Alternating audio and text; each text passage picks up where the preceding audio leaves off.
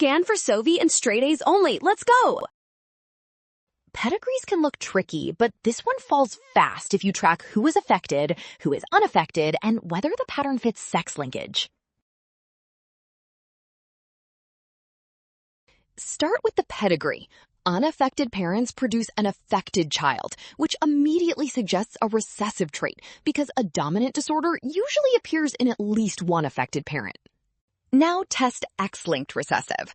That pattern usually shows more affected males, and affected daughters need an affected father, so an affected female without that setup breaks X-linkage.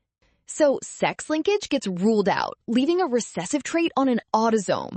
That makes the inheritance pattern autosomal recessive, which is option A.